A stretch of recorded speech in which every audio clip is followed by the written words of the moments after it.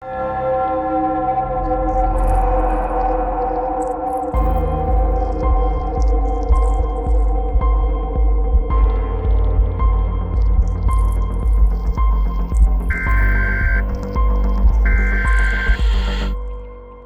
do you think this is all about? You think this is a fucking costume? This is a way of life.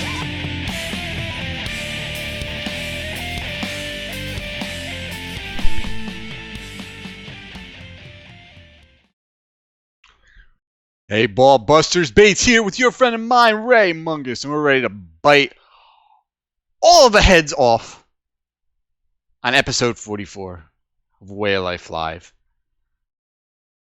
I didn't like that intro. I should have read that before. I didn't either. I should have read it before I actually read it. You Yeah. made it work. You made it work. I was gonna go with the whole "turds in the wind" line from Venom, but I didn't think it fit very well. Yeah. No. I don't know how we would fit that into an intro. No, I tried. It just, I tossed it back in the toilet. It just wasn't gonna work.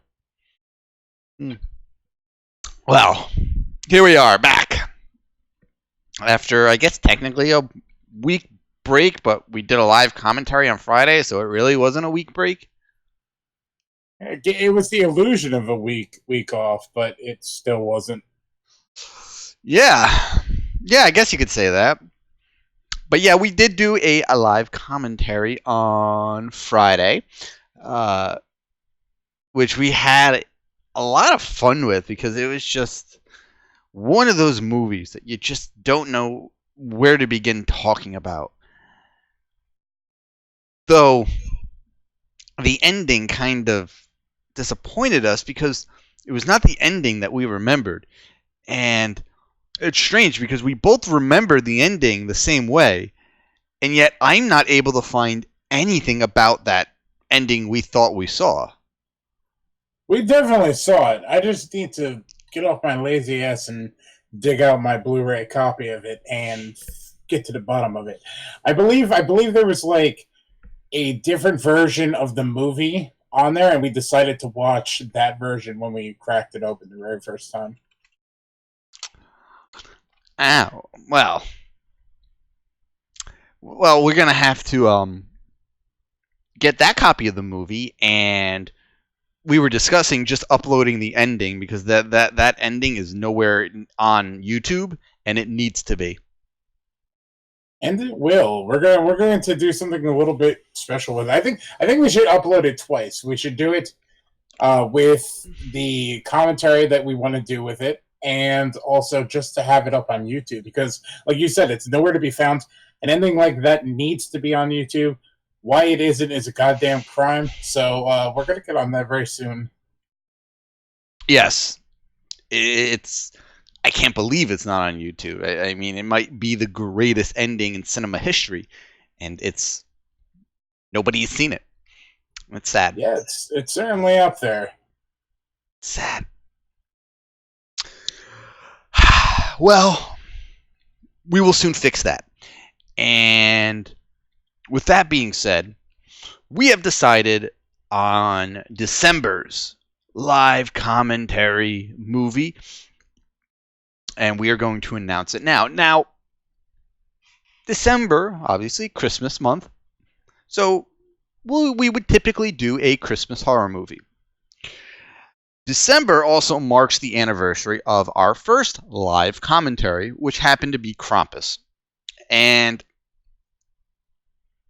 honestly, I'm not a fan of that movie. It was my second time seeing it last December, and I still didn't like it. So we were thinking of what movie we could watch.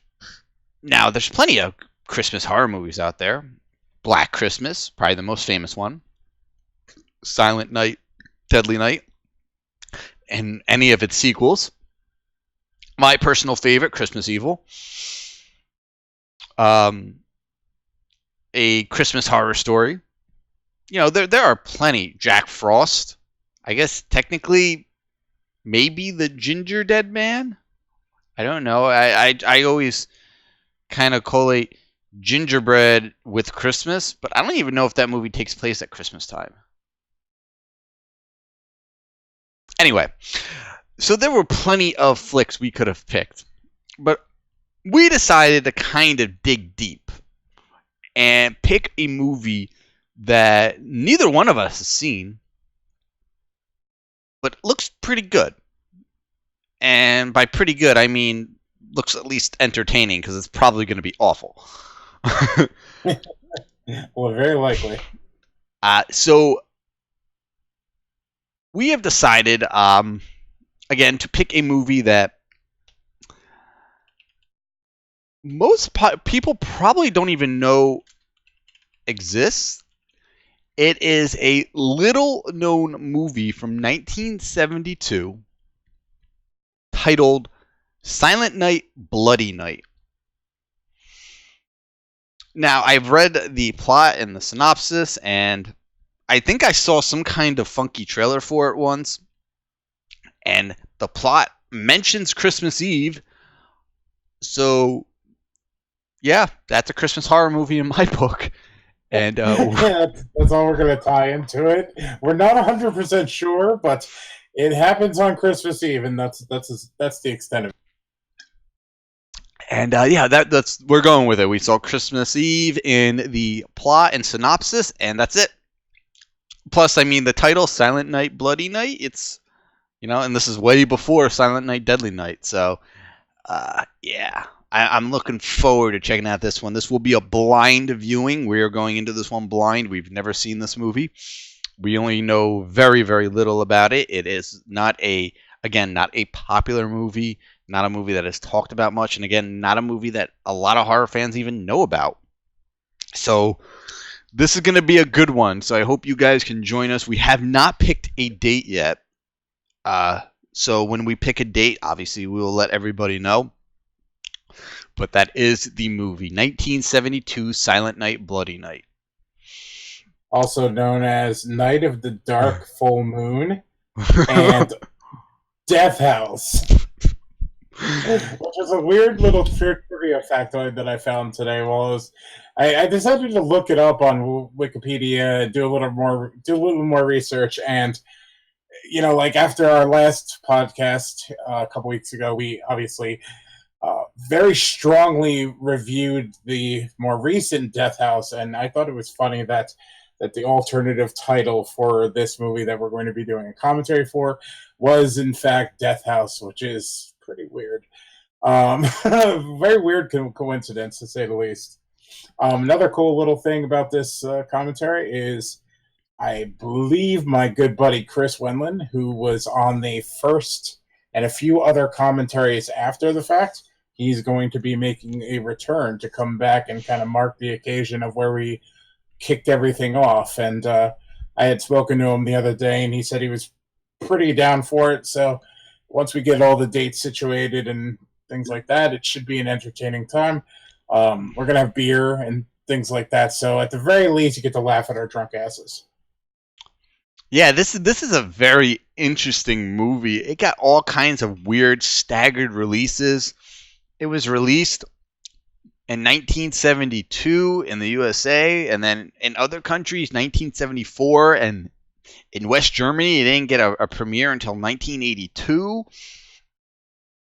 Yeah, it was definitely bizarre. I mean, I've not heard a hell of a lot about it before last year, and then when we were talking about it last year, we kind of just put it on the shelf and let it collect dust for a year. So it's really fitting that the last time we really spoke about this movie was when we were kicking around ideas for the earliest live commentaries that we were going to do. That was one of the ideas, and then it kind of just sat on the shelf. So it's really awesome that we're dusting it off and kind of diving into it in a blind fashion. Just let's give it a shot. Yeah, and it also, I mean, it actually has a name actor in it, which I thought is pretty cool. And Patrick O'Neill, a lot of people may not recognize the name Patrick O'Neill, but he's done a lot of cinema, and he's been in some great classic movies like The Stepford Wives of 1975. Which is actually a pretty good movie. He was in The Stuff. He was in The Stuff. I mean, that's how do you get better than The Stuff? He was in Under Siege. That was I believe a pretty popular movie from the early 90s. And plenty of other, I can name a bunch of other older movies that he was in that I know that probably people listening wouldn't be familiar with, but take my word for it. This guy is cinema legend.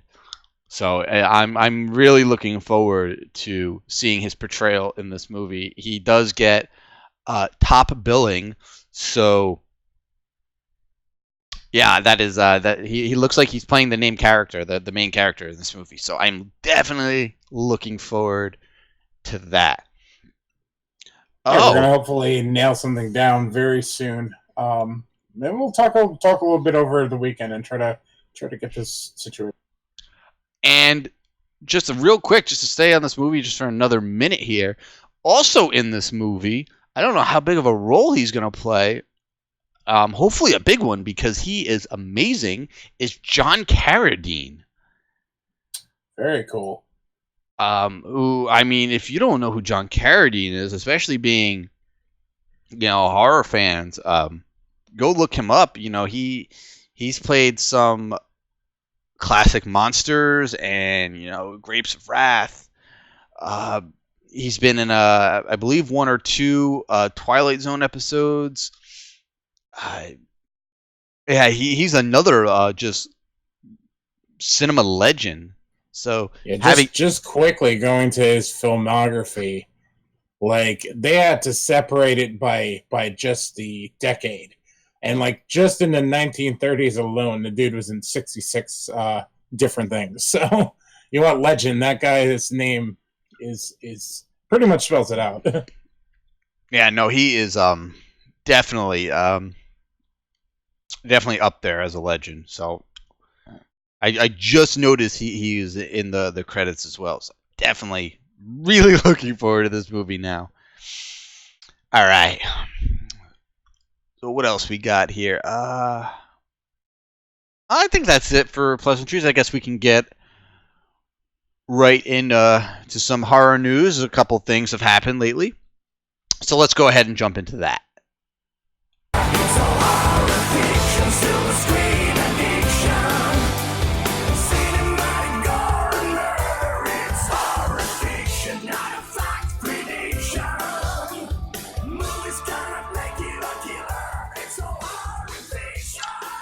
All right. So, starting off with some sad news. A Friday the 13th alumni has sadly passed away. That being Friday the 13th, Part 5, New Beginnings, Dominic Borraccia, who played the lovable Joey in the beginning of the film, who kind of fueled the entire film, honestly. He was sort of the reason the rest of the film happened. It was definitely sad to hear of his passing. Apparently it was natural causes. And, he wasn't that old to be dying of natural causes. He was only in his 60s. But it's sad nonetheless. He did have not a long film career, but he did go on to do some other things in film. And I believe he was, for a very long time, a radio DJ. One of the few people from the film franchise that I did not get to meet at a convention. And it's kind of upsetting knowing that I'll never be able to meet him. His character was very, I wouldn't say endearing, but very... It was the kind of character that pulled you in, because up until that point, there was never a character like him. He wasn't any other type of stereotypical character. he wasn't a jock or a jerk or the prankster or the popular person. He was just sort of in a class of his own. And honestly, when you think about it, there was never a character like him again after Part 5. So, yeah, it's very upsetting to hear that he passed away. And my condolences go out to his family and friends.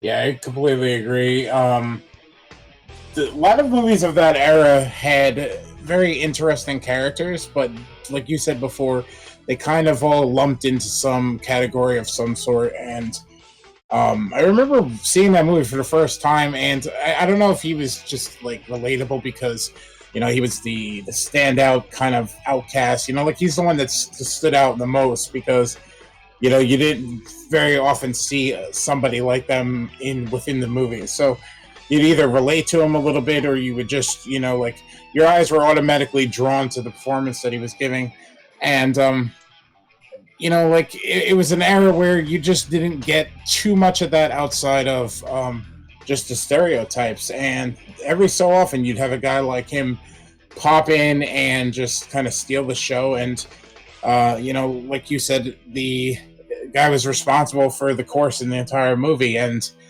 I don't know, it's a bummer when you see a lot of these people that you've grown up watching, and as you watch the movies over and over again, you don't see them age, you don't see them grow up and become different filmmakers or different careers and this and that. And this one just you kind of take for granted, and it's unfortunate that we weren't lucky enough to have a chance to meet him and say, hey, your character is stand out, your character is very memorable. And quite frankly, like he added so much to Part 5, which I think is a fantastic film. Many disagree because of the whole bait and switch type thing, but it is what it is.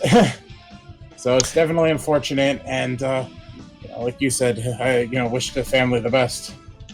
Do you ever remember him being at a convention? I don't think so. Like I was trying to think if he was at any of the earlier Friday the 13th reunions. I know he wasn't at the Chiller Theater one that we were at. But after the success of that Chiller Theater / Fangoria convention, like people tried to mimic those conventions, try to get more Friday the 13th reunions, but I really don't remember seeing his name ever. Yeah, no, me either. I guess I could look through some of my old programs and see if he happened to be at a show and we just missed him, but I don't remember. And I'm wondering if a lot of that is because they kind of just book the main people. There's so many smaller random characters like Crazy Ralph and the Hitchhiker girl and this dude, and like there's so many of these little characters throughout that entire franchise that they don't get enough love on the convention scene. Like I would happily meet those people, especially after years and years of seeing the Kane Hodder's and CJ Graham's, like every year. And there's nothing wrong with it because there's people constantly meeting them for the first time, and that's awesome. I love how accessible they are. But some of these more obscure, random characters they're treasures, and it's unfortunate they aren't always as frequent as a lot of the other names. Were you with me? I'm pretty sure you were with me at the convention, but I don't know if you came in with me for the panel when they did a Friday the 13th Part 5 reunion, and Ethel and Junior and fucking Miguel Nunez were all there. And I don't think I was at the panel, but I was definitely at the convention. Was that the one where the guy that plays Jason was there for Part 5? I forgot the guy's name offhand. Tom Morga? No, the other one. Dick Wien? I think so. Because those are the only two people who played Jason in that movie that I know of. I'm trying to remember the guy that I met. I'd have to look it up. I don't want to waste time. Yeah, there was Tom Morga, and then Richard Wien did some of the stunts as well. Mm-hmm. While you say that, I'm gonna look. There's another guy that I'm thinking of. I lost his name. I can't. Well, I guess you weren't with me, but Ethel and Junior decided to reenact their they hurt me bad mama scene, and it was like one of my most fondest memories at a convention, especially at a panel. Because I mean, That's brilliant. at this point, I mean they're 26, 27 years removed from the film, and oh my god, they sounded exactly the same. It was so great to see such interesting and unique characters that don't get a lot of credit for the time they had in the movie, getting a bit of time to shine at a convention like that. I definitely wish I had like filming equipment and I could have filmed that, because that was definitely a treat to witness. Yeah, it's always great when they do a little extra like that. I hate to be that guy and say, hey, could you do this memorable line, or be the type of person that's like, hey, Robert Englund, could you do the voice? Like, they're people. They're not performing monkeys, you know. You don't put a quarter in and they perform for you. It just doesn't work that way. But when they do, it is absolutely special. Like, I remember Brad Dourif doing the voice of Chucky, you know, at his panel. You're listening to this guy talk about the most articulate kind of interpretations of the film, you know, and the true art of acting. And then all of a sudden, like, out of nowhere, he just brings that voice out. It brings that character to life right there in front of you.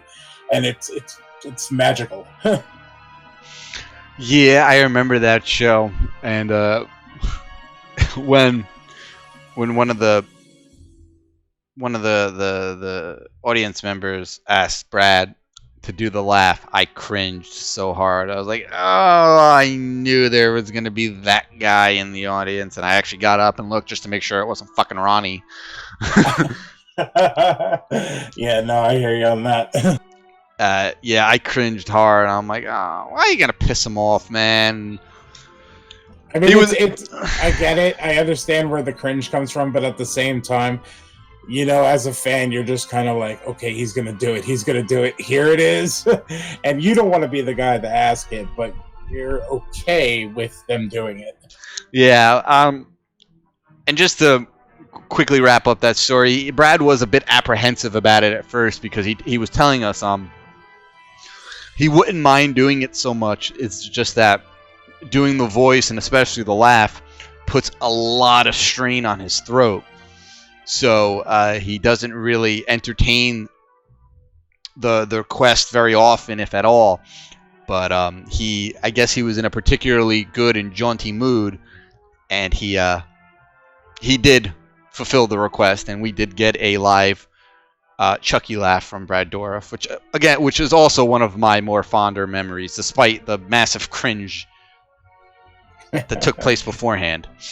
Yeah, without a doubt. But like I said, that's the beauty of conventions. You always have these great moments with stars as big as Brad Dourif, or, you know, like smaller stars that just have that one moment to shine once again. And you know, I gotta say, I would have really liked to see Dominic have that moment. I mean, just, it would have been really cool. Yeah, you know, thinking about it, if they didn't get him during that Friday the 13th Part 5 reunion, I don't think he's ever been to a show. Maybe he wasn't really fond of the character or the performance. Maybe it wasn't something he held in high regards, you know. And it's just something that maybe he never got over.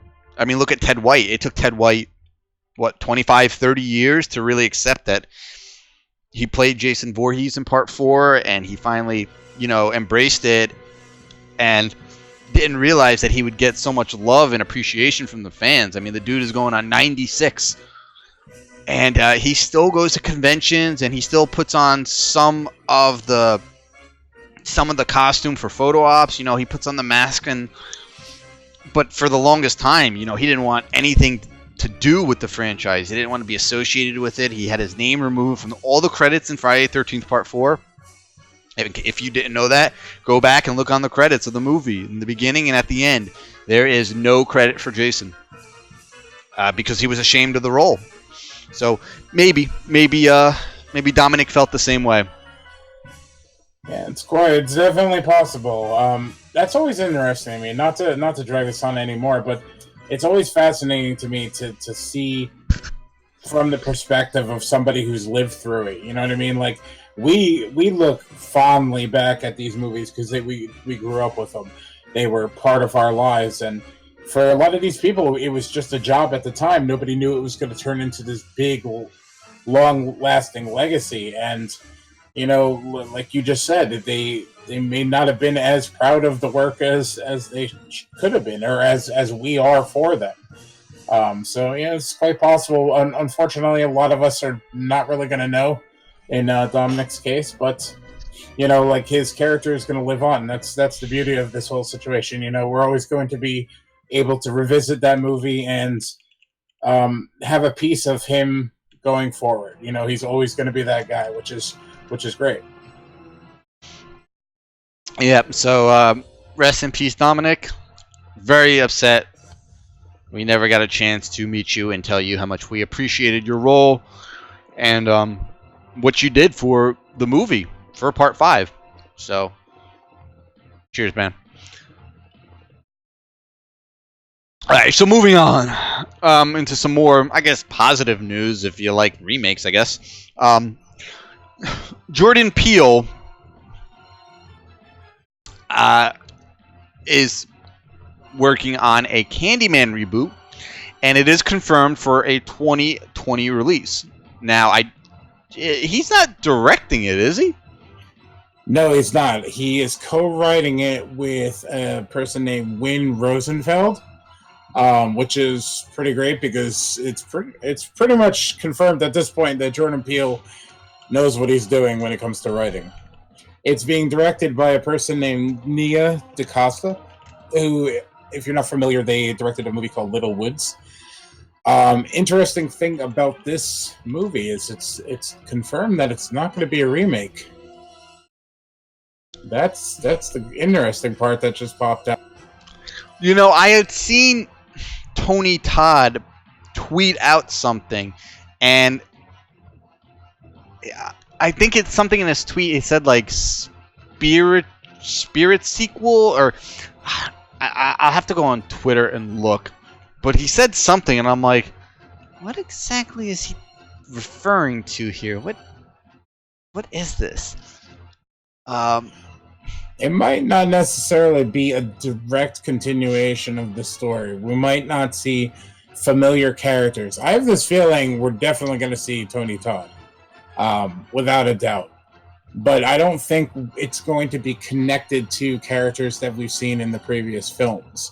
The fact that they're going this route it's a safe play. It's what they did with Halloween, except obviously they brought back major characters in Halloween. But it's more of a soft reboot, like a different version of the story, but something that could still be considered within the canon of the franchise.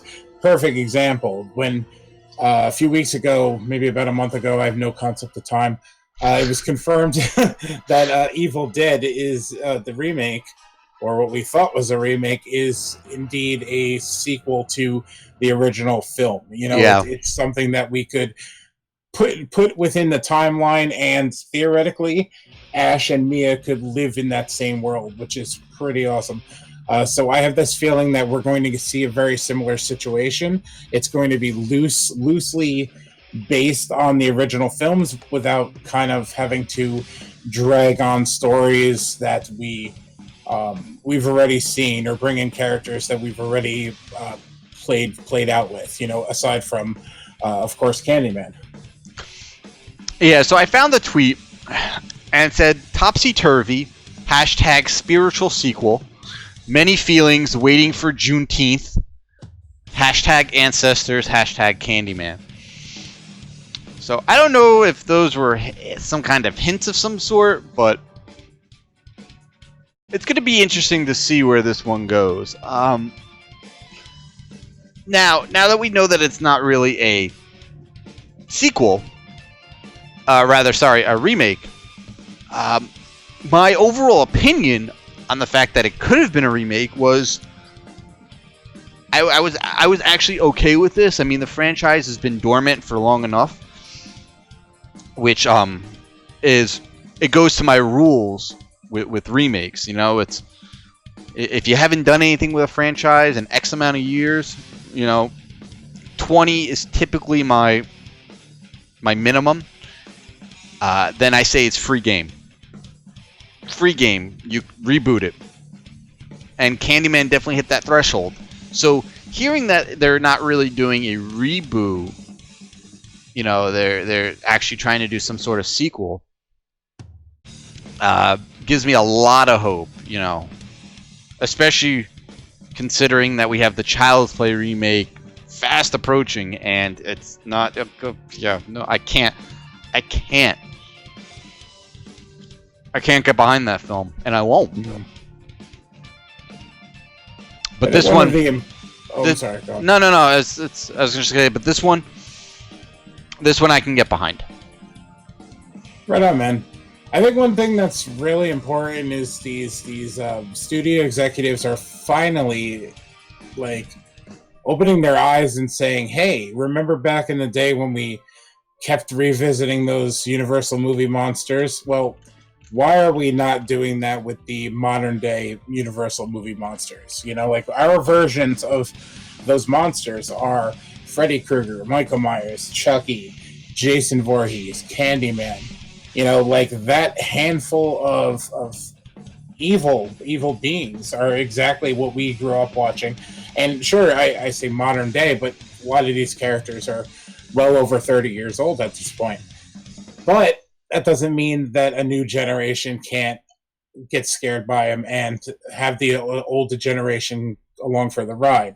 I think we're at that point where they're finally smartening up and saying, hey, there's still money to be made here, and in the process, we're going to be giving up-and-coming filmmakers, true talent, a crack at these franchises that could breathe new life into the series. Who would have ever thought that we'd ever see a proper It movie, like Stephen King's It, or see a successful reboot of Halloween in the way that happened in October. There's full-on potential, in my opinion, for any one of these characters to come back, hand over the reins to somebody who actually cares about the franchise and who grew up on it, who lived it. And, it's time to start making some scary stories again with them. And I think this is a great step in the right direction. I'm really looking forward to it. And being a huge Jordan Peele fan from the days of Key and Peele all the way up to Get Out and everything so far that I've seen, it's in the right hands, in my opinion. Yeah, and you also got to remember that Leprechaun Returns is right around the corner, and that movie is serving as a direct sequel to the original Leprechaun movie. Yeah, that's is it coming straight to on demand, or how's that? Yeah, that's going straight to video. Which I'm cool with. A lot of those, like Hellraiser, for example, God, that needs to be rebooted as soon as possible. Again? Leave it alone. Yeah. No, what I'm saying is it needs to be handed off to some talented person as opposed to shooting a movie in 5 days just to retain rights. That's a bunch of bullshit. I really think that they need to bring back the Hellraiser mythos and properly respect it. But that's a whole nother podcast. Yeah, let's not get into that fucking disaster of a franchise right now. And one day we'll dedicate an entire episode to plotting that one out. Yeah, usually I have pretty good ideas for remakes and reboots and ways to continue a dying franchise. For Hellraiser, I have nothing. That one's just a blank for me. I got nothing on how to save that franchise. But yeah, so this is pretty cool. You know, a new Candyman sequel. We're getting a Leprechaun sequel. Though, I have to say, I didn't really care for the trailer, mainly because they let loose a massive spoiler within the trailer, and I hated that. But regardless, it still looks like a fun movie. I don't think it's going to be as fun as, like, say, Puppet Master Littlest Reich, but I think it's still going to be an entertaining movie.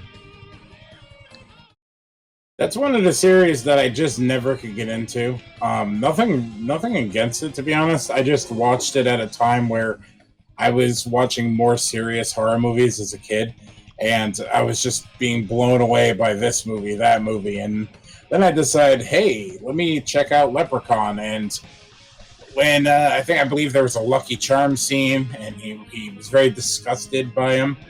And, see, I can relate.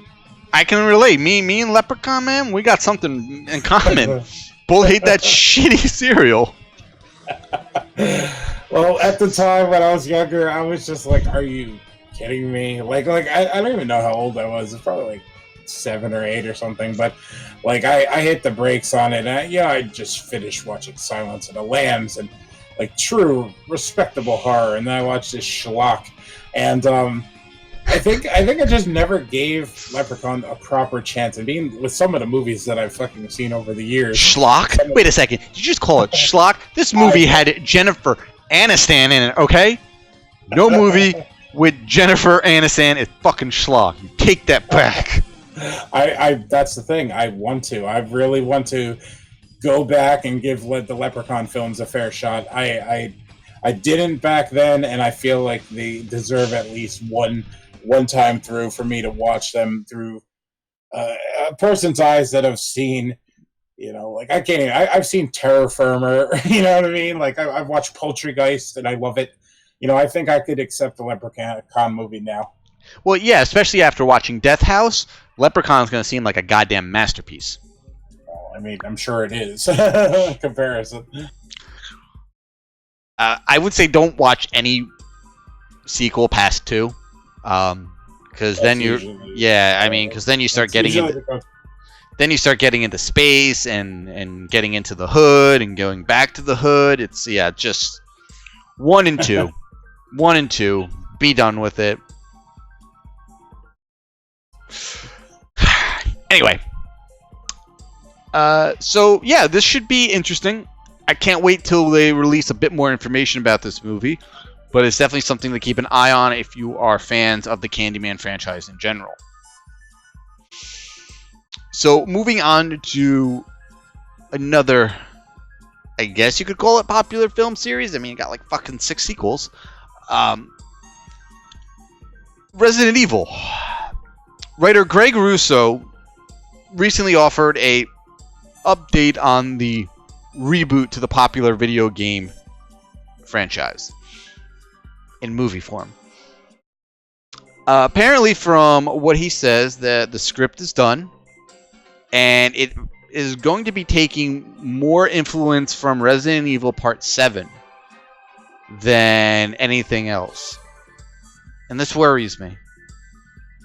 Doesn't worry me, because despite it having a different tone than the original games, Resident Evil 7 brought the franchise back into this weird, dark, slow-paced, explorative kind of narrative, whereas it was more action-oriented in the previous 2. Well, I got nothing against the game, Resident Evil 7. I never really played it, but I watched plenty of live streams on it. So I got nothing against it. It's just that we never got a proper telling of the original canonical story from, the first game. And if they're taking that many influences from Part 7 into this new script, then I think they're really going to, again, miss the mark where they could really... Now, I guess maybe they feel doing a straight game to movie adaptation of the first game might not work so well, especially if they go like they follow it to a T, which means there would only be a handful of characters. So maybe that's what their issue is. Maybe they're not going to be able to make a mansion full of ridiculously elaborate and nonsensical fucking puzzles work in movie format, and I get that, but that's why you hire good writers to, write your way out of those odd situations. Like, I don't think anyone's expecting a scene where, they take a shotgun off the wall and they walk into the next room and the ceiling starts to collapse on them. I don't think anyone would expect to see that in a movie, but I think people still want to see, the core characters that make Resident Evil, and Chris and Jill and Barry and obviously Wesker and Rebecca, and they want to see the mansion. They're gonna have to change it up, but you can still make it work. I think if they go with a more Resident Evil 7 route, we're gonna get kind of a Texas Chainsaw ripoff. But that's just kind of how I feel. See, I think there's not enough details right now to jump to either set of conclusions, whether it be yours or mine. I think the important thing to take away from these quotes of his is that he's bringing the franchise back to the horror roots, which, in my opinion, Resident Evil 7 did expertly. It is a very, very much a Resident Evil game, except it has a different coat of paint on it. And I think that's the only thing that might jar somebody into thinking, oh, it's going to be a little bit too Texas Chainsaw Massacre for me. And that was my initial thought when I read Resident Evil 7. But at the same time, when you think of Resident Evil 5 and Resident Evil 6, they're more action-oriented. Probably, like, if you were to compare the franchise movies to anything else, it would probably be more geared towards like a Resident Evil 4 or 5 and to some extent 6. And I think getting away from all the nonsense that Paul Anderson injected into those movies and returning to what made those games popular in the first place, and that's horror, I think they're already on the right path. Unfortunately, they're remaining very, very tight-lipped as far as anything goes story-wise. So, like, we don't necessarily know if Umbrella and Chris, Jill, Barry, etc. are all going to take center stage, or is it going to be a new crop of actors or like characters or whatever? I think a lot of those details still yet to be yet to be seen.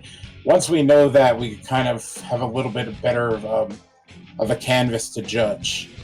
So I think it's good to, I guess, remain cautiously optimistic at the moment.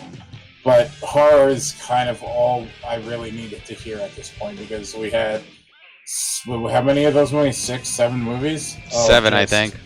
Of just like computers and clones and technology and all of this shit that didn't make that series. Like, there was those elements in every aspect along the way, but putting those elements to the forefront and on center stage when the horror elements of the video games is what really launched it into what it is today.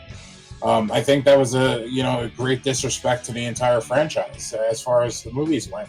So we're getting another shot at it, I think. So hopefully they pick the right person, and with James Wan producing, I think he looks like a gamer to me. So I think it might be in some good hands.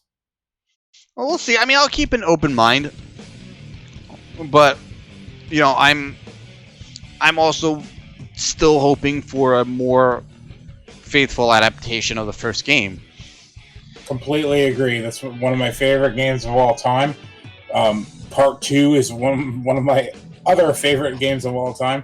Even if it's an original story with original characters, but it still manages to to pull inspiration from those two games and keep it scary, I think we're in for a nice treat.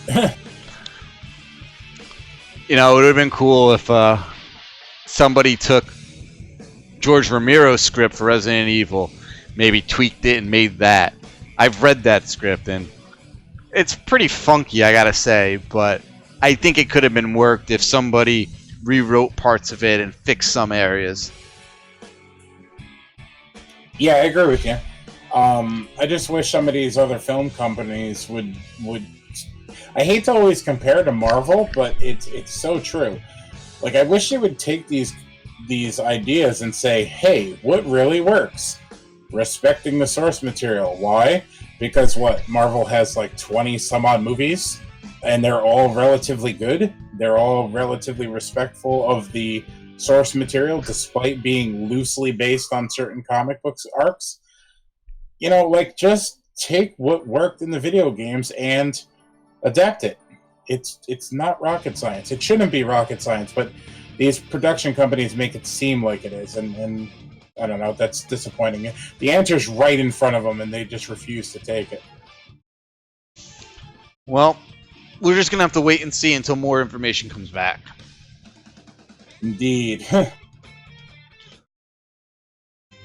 Alright, so with the talk of video games, why don't we go ahead and transition into some geek and comic news.